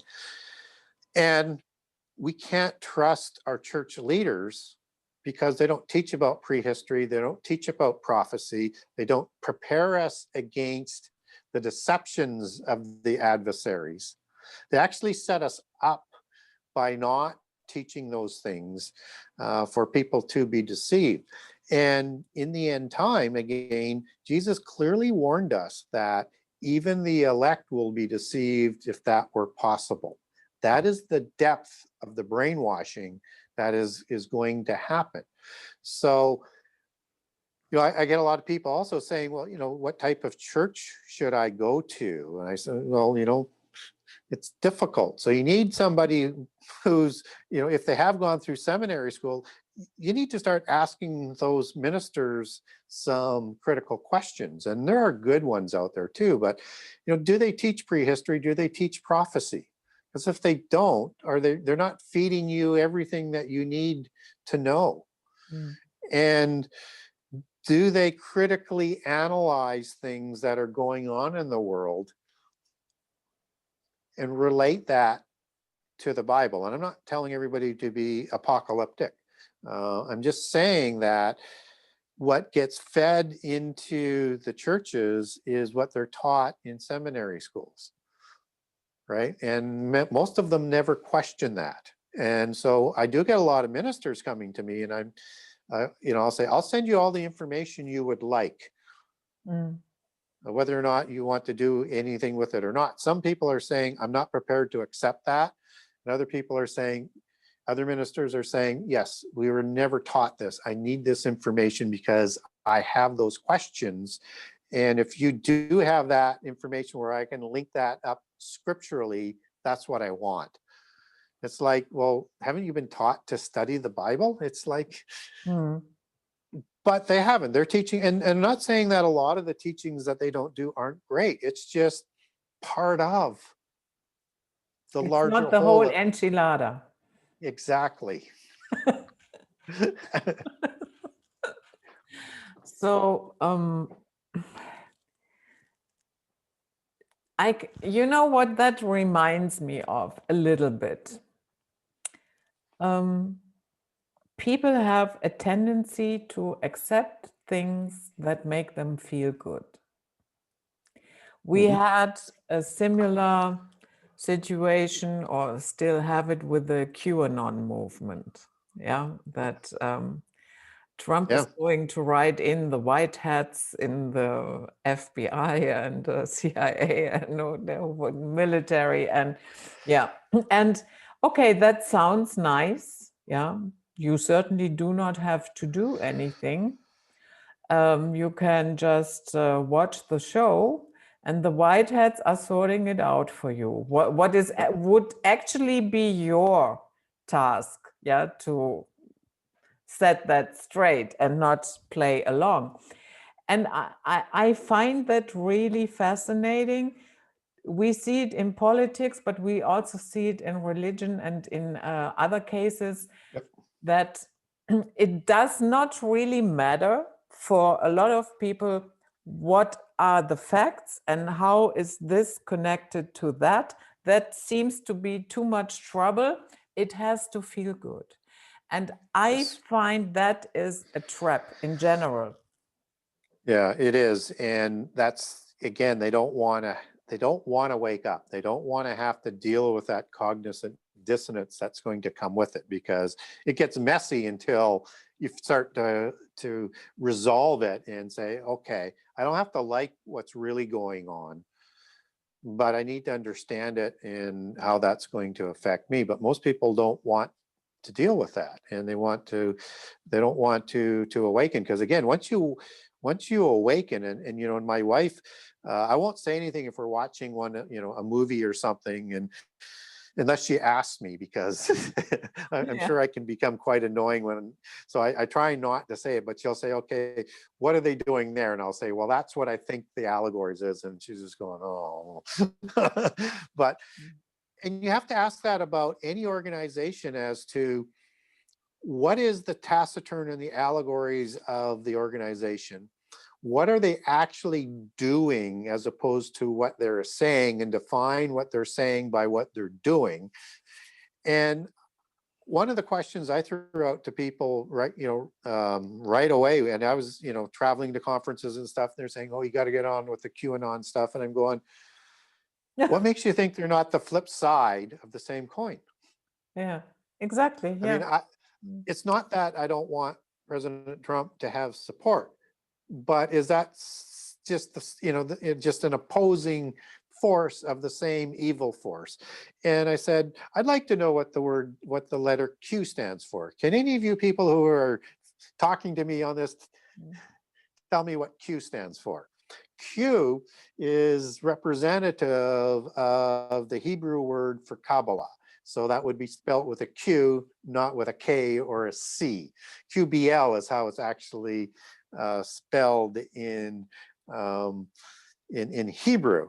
And so we why would you had pick? also a Q in Star Trek that Yes, always paraded around as the true God. yes. And Kabbalah is the preservation and the watching over of this knowledge to the gods that they worship, which again would be Satan at the top. And Cain is also spelled Q-A-Y-N in the English spelling of the word coming out of Hebrew. So that watch out for that word Q. That's one of those markers that they throw out. Nobody ever, you ask anybody, any idea what Q stands for in the occult? Nobody knows, or I mean, the occultists know, but not many non-occultists know what they're actually getting at. So keep an eye out on that. And again, as you talk about Star Trek, whether it's the old series or any of the new series, they use an extraordinary amount of allegory out of occultism, including the same religions and stuff, throughout science fiction, which again, people shouldn't be surprised on, just need to understand who they're talking about. Yeah. How did that happen, that this became let's say a model for purity of Christian literature? As I said to you, I would not label myself as a Christian, surely not, but even I can see after a little bit of digging that this is not Christian. Well, exactly. And I think it falls into that, a lot of people want to be accepted, right? And so they profess to be Christian, and then the whole non-Christian world says, I love this guy's work. And this guy says he's Christian, and the Christian says, yes, there's something we can be gathered on in the world and celebrate a Christian writer who is evangelizing the occultists, when it's actually the other way going around. It's just the complete sort of deception. But there's that underlying thing about people wanting being part of the greater part of the world. And with Christianity, you understand that you're going to have to be somewhat separate from the rest of the world, because the world is corrupt with human wisdom and the wisdom of the world, and it corrupts anything that it touches. So we're gonna have to interact, but we have to also understand, though, that a Christian has to be a role model, because if we want people to choose Christianity, then we have to role model it. We have to invite people to hear God's calling. And if we're not role modeling that, and we're accepting and promoting things that don't role model God and Jesus, as we've been taught through Scripture, not through the churches, then we have to recognize that we can't let our guards down. It's not about being accepted by the rest of the world, and we can't force our belief system on the world. You can't. That's what the other side tries to do. And when you see Christianity trying to force their views on the world, that's not a Christian approach. People have free choice. They have to choose God and Jesus or not. It's all we individual. have very bloody history there. Yes, we do. And that is not what Jesus wanted us to do. Mm. And people will say, well, but he's coming back and he's going to do battle. Well, let's not try and equate ourselves with who God and Jesus are. They're letting things play out through free choice so that everybody has a choice to choose them or not, and not have their names erased from the book of life. And there's a set amount of period available. Let God do what he wants to do. And he's not saying don't push back. I mean, I don't think there's anything that you have to worry about in terms of defending ourselves and things like that. Otherwise, I'm going to be overrun by evil. But we shouldn't be the oppressors. Exactly. Yeah. Yeah. Yeah. Thank you for saying that. So when you said something like, we might see these, these entities, these Yeah. half man, half animal, we might see them Yeah. walking around here. Oh, you will. You Yep. will. And as we get Okay. closer to the end time, I mean, from what the world is telling us today, we're going to have this day of introduction to, like an interaction of the fourth kind, as it's said. And some people say it's actually the fifth or the sixth kind, whatever it is. But where you have all of these aliens that are coming out, Mm-hmm. that were part of this greater galactic society of peoples that are fighting either for the evil oppressive God of the Bible or against, and we're going to have to make our choice. So they're going to have the story as to who these things are, right? And so when you think about all of these beings, whether or not, and there's a fourth category that I didn't mention called salamanders, which are reptilian and a little bit larger than the elementals. And you also have the Nahash or the Nakash, who were taller than humans and were reptilian as well. So you got reptilians, you got little people, you also have angels who have changeling capability, and they're going to have these powerful weapons that they're trying to catch us up to. But when they introduce themselves, they can't just say, hey, we are the evil gods of the past. We are the rebellious angels of the past. These are our horrible creations. And we want you to join us to fight your God, who's the good God of the Bible. I mean, that's not what happens. They need us to believe that they're the good people. Mm. And these are people that are all fighting, as in Star Wars or Star Trek, as part of this great sort of alliance against the evil beings. This is all part of their dualism with that perpetual fight of good against evil. The difference is in monotheism. We know, at least from what I believe, from what the Bible says, is that the forces of God win in the end. They believe that they'll probably win and win that realm on their own to live away from God. And that's what they're going to ask people to fight for. So they have to get our technology up further. That's why it hasn't happened yet, because we can't help them fight against the powerful weapons of God and his angels with the weapons that we have today. So just as they accelerated the knowledge in the antediluvian epoch, they're doing the same again today, because it's like the days of Noah. We're not quite caught up there yet, but we're closing in on that faster and faster and faster. So when you start to see some of these more advanced weaponry that is a chimera effect, let's call it that, and transhumanism combined, you can now imagine weapons and beings that are designed for war. Just as I talked about unicorn as being that animal designed for war in the antediluvian epoch for the Nephilim, as these creatures that are talked about in Revelation 9, not the scorpion beings that come out of the abyss, but the 200 million man army, which are described a little differently, and is the same descriptions that is in Joel 1 and 2. That's these new type of weaponry that's going to be developed, complete with the ability to fight powerful beings with powerful weapons.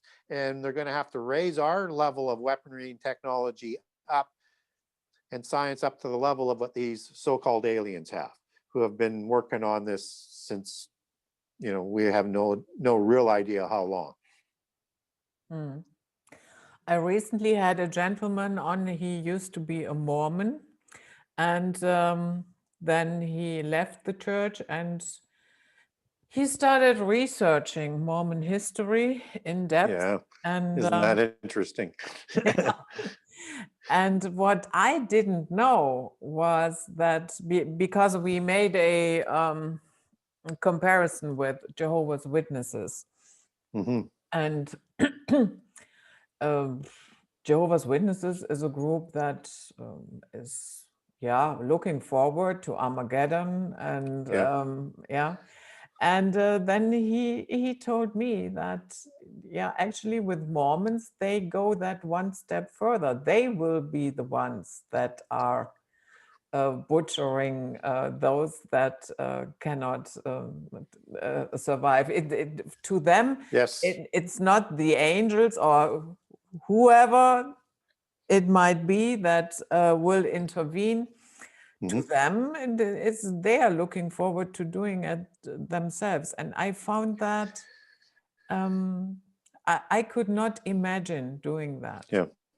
No, but a lot of people will do it, and there will be genocide that is absolutely unbelievable, because the people that are having the genocide and or the wars fought against, because let's look at it from both, which is described in end time prophecy, are going to be deemed as people who are unworthy to evolve into godhood or go into the new age or whatever.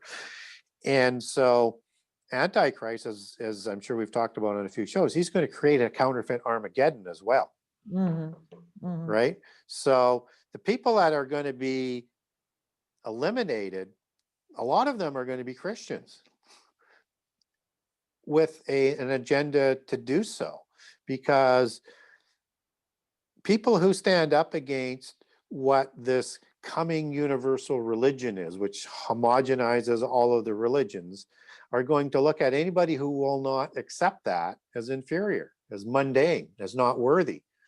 And so I know a lot of people look at Mormonism as strictly a monotheist religion, and it's kind of taught that at the lower levels, but at the adept level, it's not. So they will probably find it quite easily from the leadership level to take their flock over to this universal religion. And they will be trying to bring about this new age, and they will be saying anybody who stands up against the universal religion and or Antichrist in the last 3.5 years need to be eliminated. And so that's why when we get in Revelation 6, you have the part of the first fruits who are raised as part of the resurrection sequence of Christ, the first fruits. And then when Jesus comes, and there's a few other resurrections in there as well, they're told to wait a little longer until the rest of those first fruits are martyred, which Jesus talks about as the affliction, and that goes back to the Greek word Philippes, which is the same word used for tribulation. That is describing the tribulation of the saints in the first 3.5 years, which are the ones who are martyred for Jesus's name in the first 3.5 years.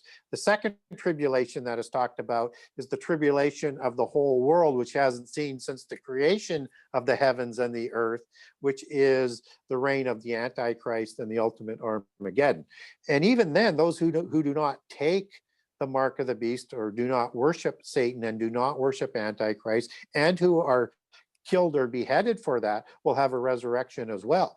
So you're going to have lots of genocide, and you're going to have, as Jesus said, brother will betray brother, and there will be people turning against those saying no to what is coming, who are being deceived, and they will turn over people, and they will think they are doing the right thing. That's what the brainwashing and preparation is all about, to do things that would normally for most humans not be something that they would think that they would do, but for the greater cause, for the evolvement into Godhood, so the earth isn't destroyed, that we're not wiped out from the face of the earth. Every apocalyptic reason possible, they will be prepared to turn over people who disagree with them. And we're seeing the seeds of that today. Oh yeah. Oh yeah. And you know, just because we mentioned QAnon, since the Biden administration is in, I hear a lot of talk about that so-called, you know, we have now the war on domestic terrorists. Yeah. Yes. The patriots are terrorists, the Q followers are terrorists, and so on and so forth. Anybody who's disagreed with them is a terrorist, and they're arming up. And it was part of his speech. He declared war on at least half of the people in the country. And everything that's been said since then, they're going to treat people who disagree with them like Al-Qaeda, and they are arming up Homeland Security, the FBI, and the CIA to turn all of their resources against their own people. You know what I thought when I observed this rhetoric, and it's becoming more and more and more. And then I sat down and I thought, I have a feeling that this QAnon was to siphon them off, to have them all in, you know, in one group, and so that they are easy to target. I think that is what ultimately QAnon was about. It would be certainly a good tactical play to do that. And again, I mean, people are always looking for organizations that they feel that is in sort of same sort of like of mind and doing the same things of interest. And it's typical strategy for the globalists. And that's why you got to test all of these different groups is, are you just globalist by a different name? Because if you're doing the same globalist policies, that's the key. Typically, as with the Republican Party before Trump came along, who, no matter what people think, at least has ripped the scab off and is reinventing a party that hopefully won't be globalist in nature, and the globalists will be removed out of that. That's still yet to play out, but we'll see. But typically they use the poles apart strategy to drive people into the cattle herding, into the direction that they want. And they use those poles apart sort of strategy, and people think they're fighting on one side, but they're just being directed in the same direction. But you can never, as you say, and I think it was very well stated, that you can never underestimate those sent in to flush out their enemies and make them more identifiable. And I can't imagine a better trap that was set down. And we know weeks beforehand that on Facebook and Google and on Twitter, which carried over 90% of the organization, not Parler, that's just the convenient sacrificial lamb. They carried all of the communication. And with the little information that we're getting out as this thing goes out, and I think it's coming to an end in terms of the information that we're getting, this was planned weeks and weeks in advance because Trump had called for this rally. They had saw that all of these other groups would be coming along with it, what they may or may not have had planned, but they were going to be there, although there wasn't any shooting or bombs or anything. Although there was 2 pipe bombs planted the night before that didn't go off that they had found. And then Nancy Pelosi, probably McConnell would know as well, because they were getting the FBI reports, were told what was going to happen. They told the Washington mayor, they told the police chief, who is begging for the reinforcements 7 times. He asks, 7 times they say no. Then come the day of, there is such inadequate defenses for something they know that is coming. And you can get from the pictures, you get two different views. One is they're actually letting them in, and the other one Yeah. took less than 30 seconds for them to overrun it. Mm. And it's like they've just walked through the setup. And then they turn that, and then all the media, all the left wing, and all of the globalist politicians have the same language, down to like 8 or 10 buzzwords with the same short statements, and they repeat it over and over and over. It was planned out, I think. And you know what? It was a desecration of the democratic halls of the United States. It might even be an abomination. But there was no guns, there was no bombs that they were throwing, and it wasn't an insurrection. No. But the propaganda that's controlled by all of the oligarchs in high tech, the media, publishers everywhere are using the exact same language. They're all on the same page, and it was scripted. So if people who are not for globalism and extreme left-wing policies, if you underestimate your enemy, which clearly happened in this case, they will rout you like crazy. And I'm not necessarily one to stand up and say, let's go to war.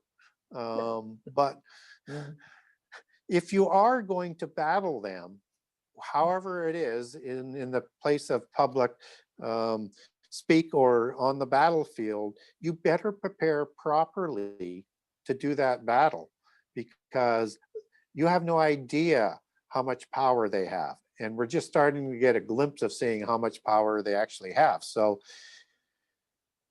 and they're at a point right now, we don't know whether or not in the United States you can ever have another fair election again. Yeah, And that again, was really banana republic. Yeah, that was unbelievable. so whoa. And there will never be an investigation into it. And you know, for people who may not know, there's been over 50 judges that have looked at it both before and after the election.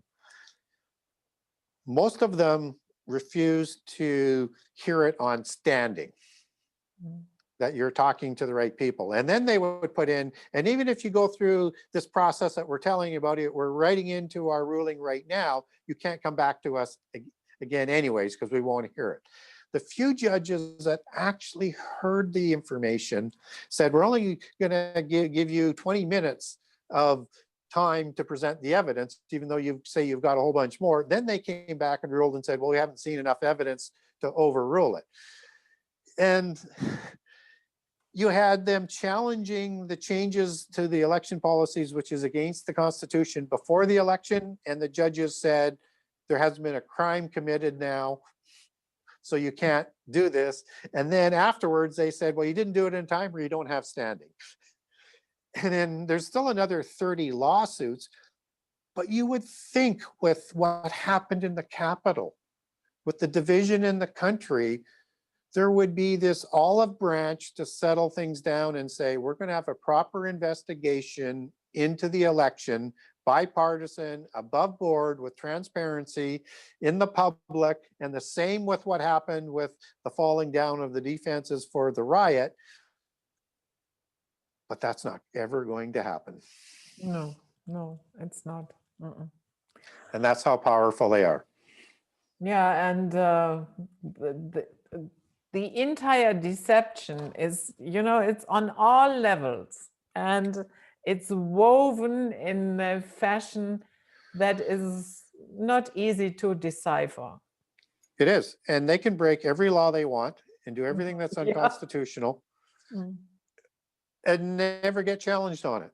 But you break one little law, if you're opposing them, oh yeah, they're going to send the SWAT team in all sorts of armored vehicles and stuff, and they're going to make sure that you're going to go to jail for decades and decades and decades. But if you help, like as in the one lawyer that's been charged in the whole Russian hoax, which is completely another story and rabbit hole, who Mm. falsified documents of evidence so that they could go to the FISA courts to spy on US citizens. He got probation Mhm. because the judge said, which is in the DC area, which is 95% left wing, said that losing his job was punishment enough.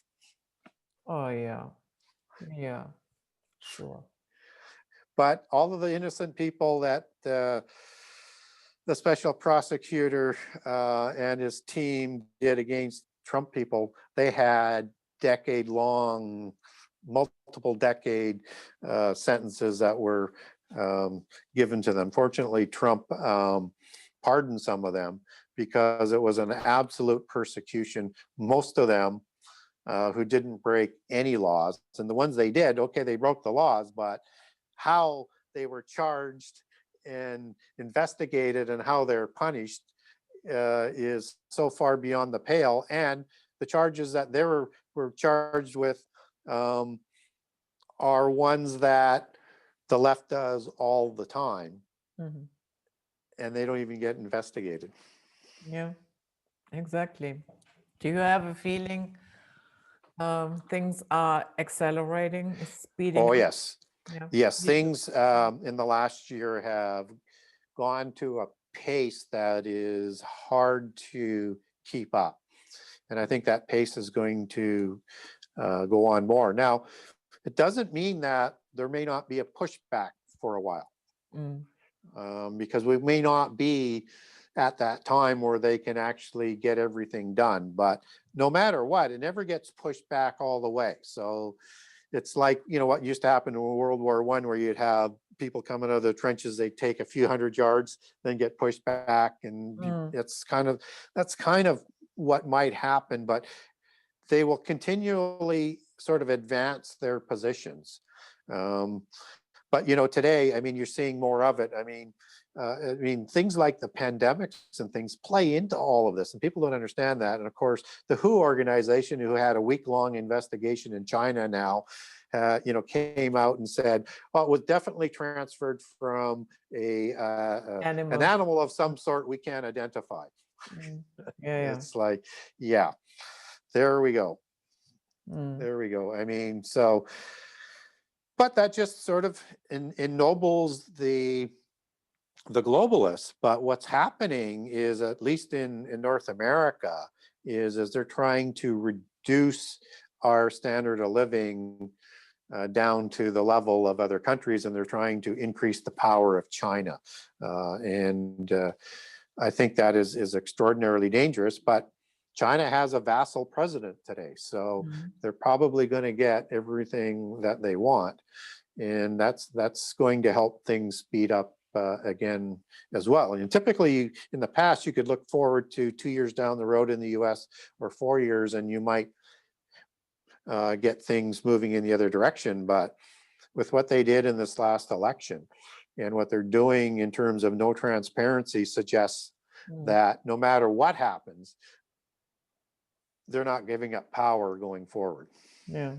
What do you make of the remark by Mr. Putin at the this year's Davos meeting, when he said that there have been attempts for a unipolar world and that is over? What was that term? Unipolar? Unipolar, yeah, that there is only one um, yeah, one superpower, and Right. that superpower will bring in all the rest of them. Yes. That is Well, over. yeah, that age is over, and they've been trying to bring that about in the United States for a long period of time. Mm. It's the belief of the globalists is that you can't have the United States as powerful as they are to create an equality amongst the 10 that they want to assemble. Mhm. And so it's been a decades-long sort of push to lower the standard of living in Europe and in North America, and to raise up the power of the other places around the world. And certainly with what you've got in place right now, they're going to move quickly, because the globalists are very, very upset that they were interrupted by 4 years, whether or not you think globalist was globalist or not globalist. I mean, there was still some moving there, but it was painfully slow in that direction. They are very upset at that. They're very upset at what happened with Brexit. And that just means they're going to double down. And what we're going to see out of this new regime in the US is a doubling down, and Canada is going to follow suit. And I live in Canada.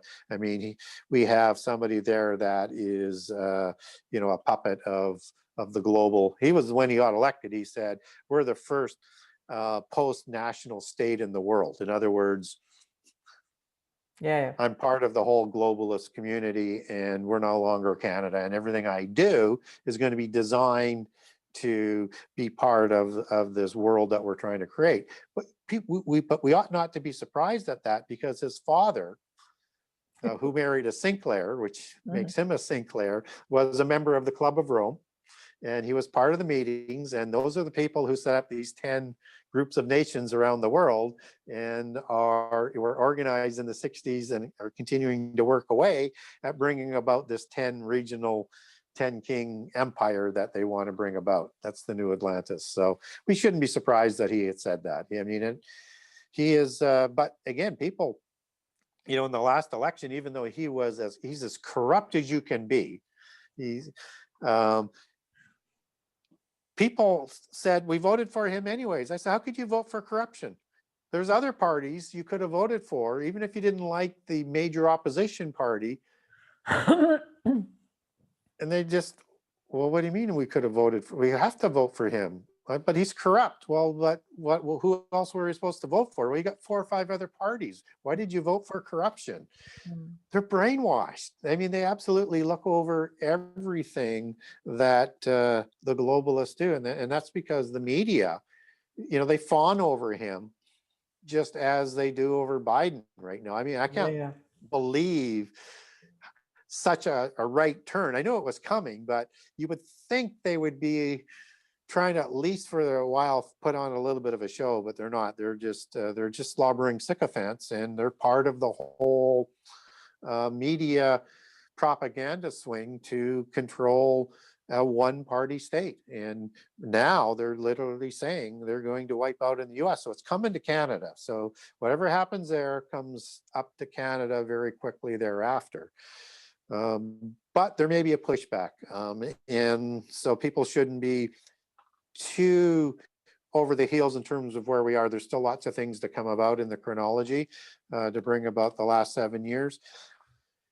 And I would not be surprised if you actually see a split in the United States that's part of the pushback.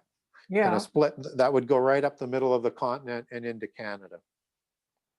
But that doesn't mean that that won't still come together as one of those 10 groups of nations. They'll just be, because right now you can't, seemingly we're not going to be able to have people of the left and people of the right live together. It's going downhill so fast in the US that the persecution is just absolutely unbelievable what's going on down there in terms of censorship and destroying people economically, firing them. Bankers won't deal with you. PayPal won't deal with you. It's just on and on and on. And it's just, it's heating up in a way that is, as you said, speeding up significantly. So what they do in the next 2 years is going to be astonishing, I think, and not in a good way. Allegedly in 2022, the Anunnaki are coming back. That's what people say. Some people have said 2024 as well, but but I mean, I expect that would be the case. I mean, that is what you get out of the alien mythos in terms of the inner contact, and that they're already talking to the White House and things like that. So I would think that we're closing in on that, coming out of at least the first wave of these extra extraordinary, extra earthly beings, and we'll see how that they're actually described. I think it'll be presented in more of that ancient alien mythos at the beginning, and then they'll move it more over to a religious nature because of catastrophes and false prophets and things like that. Yeah. But certainly having them come out will be a huge factor to unite the world, saying, hey, we're no longer alone in the universe. So let's be like Star Trek and Star Wars, and let's unite into one people so we can sit at our chair at the galactic table. I never thought that we are alone, because to me that would be, yeah, wasted space. Yep, it would not be an efficient use of space, that's for sure. So I do not really need them to tell me that, but okay. So Gary, that was a great chat as usual. Thank you so much for doing this. And yeah, we will see. We will probably get some flack for that, but it is what it is. It is what it is, and everybody's free to choose what they want to believe. And if people do want a lot of reading on it, as I say, it's a 6-part series, so I've got a lot of stuff on there. It sort of gets into sort of the more of the minutiae of the details of certain aspects. So you could write a whole book, I mean, a long book on each of the stories and books and tales and characters and things, but you'll get a good idea as to how this sort of all fits together. So just get a hold of me at my website at the genesis6conspiracy.com and ask for the document, and I will email it to you. It's as simple as that, no charge.